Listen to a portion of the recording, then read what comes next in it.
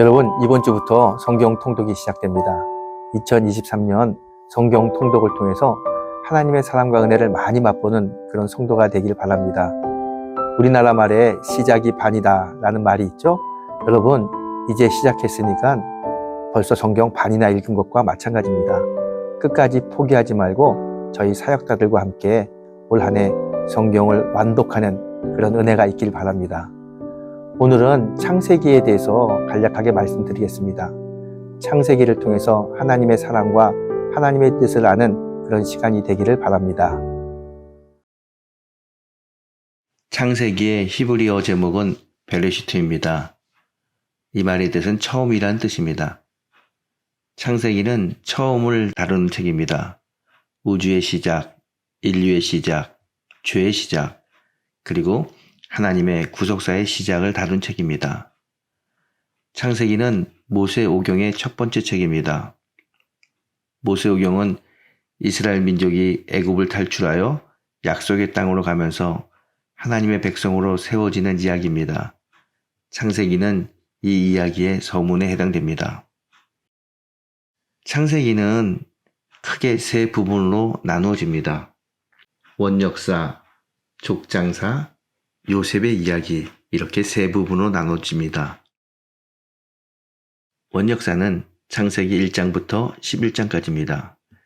여기서는 창조와 타락, 노아와 바벨탑의 이야기가 나옵니다. 하나님은 혼돈과 어둠뿐인 세상에 하나님의 질서와 아름답고 선하심을 채우셨습니다. 하나님은 창조 세계를 보시면서 심히 좋았다 라고 말씀하셨습니다. 그리고 하나님은 인간을 자신의 형상대로 만드셨고 하나님을 대신하여 이 세상을 다스리라고 말씀하셨습니다. 그러나 인간은 하나님의 기대에서 완전히 벗어났습니다. 인간은 사탄의 꼬임에 넘어가 선악을 알게 하는 나무의 열매를 먹게 됩니다. 이로 인해 하나님이 인간에게 주셨던 하나님의 성품과 하나님의 형상이 파괴되고 죄가 우리 안에 들어오게 됩니다.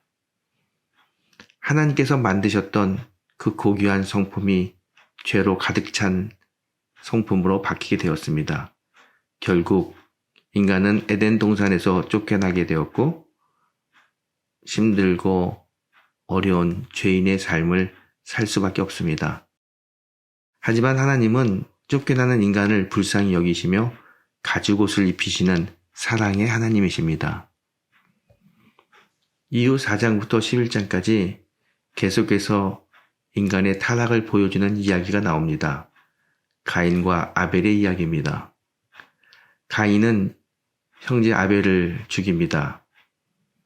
게다가 가인의 후손은 살인과 죄로 타락하고 맙니다. 이들은 끝내 바벨탑을 쌓아 하나님의 자리에 오르려고 합니다. 하지만 하나님께서는 인간의 악함에도 불구하고 그들에게 기회를 주셨습니다.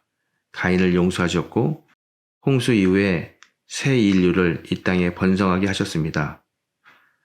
그러나 하나님의 노력에도 인간은 점점 악해졌을 뿐만 아니라 하나님께 돌아오지 않았습니다. 결국 하나님께서는 한 사람을 택하여 구원의 역사를 다시 시작합니다. 그 이야기가 족장사 창세기 12장부터 36장에 나옵니다. 이 부분에는 3명의 족장의 이야기가 나옵니다. 아브라함, 이삭, 야곱입니다. 하나님은 아브라함에게 고향을 떠나 가나안으로 가라고 명령하셨습니다. 아브라함을 통해 큰 민족을 이룰 거라고는 약속을 하셨습니다. 아브라함은 하나님의 약속을 신뢰하며 하나님의 말씀에 순종합니다. 이렇게 아브라함은 선택받은 민족의 조상이 됩니다. 이후 아브라함은 아브라함으로 이름이 바뀝니다.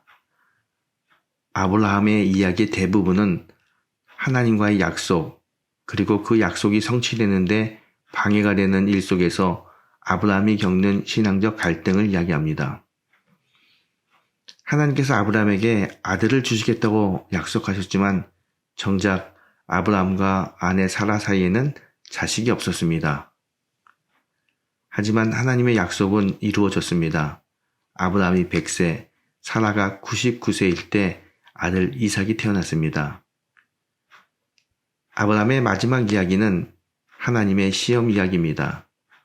하나님은 아브라함에게 아들 이삭을 모리아 땅의 한 산에서 제물로 바치라고 말씀하셨습니다. 아브라함이 가장 소중하게 여겼던 아들 이삭을 죽여야 했기에 아브라함은 이전의 어떤 갈등보다 더 심한 갈등을 느꼈습니다. 그러나 그는 믿음으로 그 갈등을 이겨내고 아들 이삭을 하나님께 바치는 놀라운 믿음을 보여줍니다.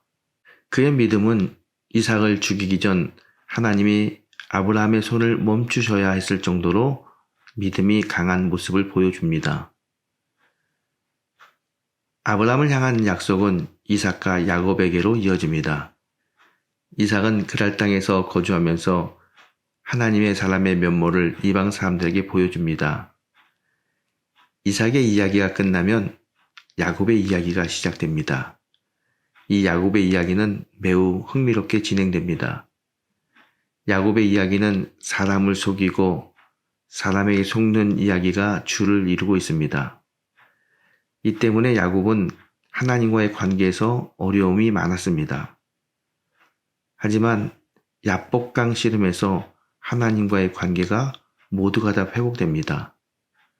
야곱은 하나님과 씨름하였고 씨름이 끝난 뒤 하나님께서 야곱의 이름을 이스라엘로 바꿔주셨습니다. 이 이름은 후에 하나님의 백성을 부르는 이름이 됩니다. 또한 야곱은 레와와 라헬, 빌하와 실바 사이에서 12아들을 낳았는데 이 12의 이름은 이스라엘 12지파의 이름이 됩니다. 창세기의 마지막 부분의 이야기는 요셉의 이야기입니다. 창세기 37장부터 50장까지의 이야기입니다. 요셉의 이야기는 창세기와 출애굽기를 잇는 다리 역할을 합니다. 출애굽기가 애굽에서 빠져나오는 이야기라면 창세기 마지막 부분 요셉의 이야기는 애굽으로 들어가는 이야기입니다. 요셉의 이야기는 가족 간의 편애와 불화로 시작합니다. 이 불화는 요셉의 형들이 요셉을 상인들에게 팔아버리는 결과를 낳았습니다. 요셉은 애굽에서 많은 고난을 당합니다. 그러나 요셉이 생의 마지막에 인생을 돌아볼 때 그의 모든 인생은 하나님의 섭리였음을 고백하게 됩니다. 요셉이 애굽으로 팔려온 일은 야곱의 가족과 많은 민족을 흉년에서 구원하는 일로 나타납니다.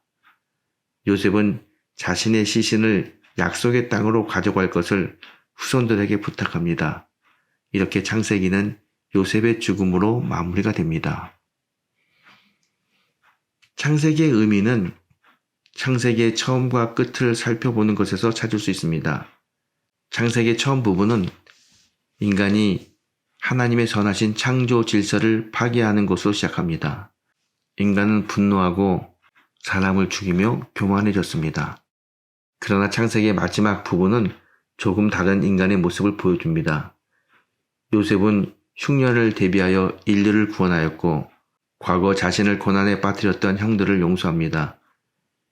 요셉의 모습은 창조 질서를 파괴하는 인간의 모습에서 사랑으로 창조 질서를 회복하는 하나님의 형상을 회복하는 모습을 보여줍니다.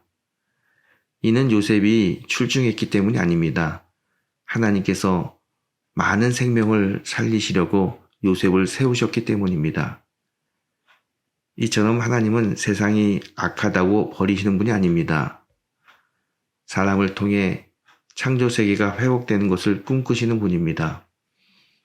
창세기는 파괴된 하나님의 형상을 고발하지만 동시에 이 세상을 살리시려는 하나님의 사랑을 이야기하기도 합니다. 그리고 창세기를 읽는 우리에게 요셉처럼 하나님의 회복의 역사에 동참할 것을 권면합니다.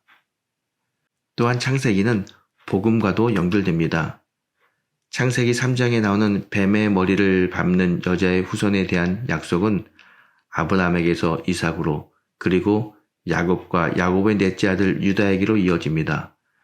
마침내 이 약속은 예수 그리스도에게로 이어집니다.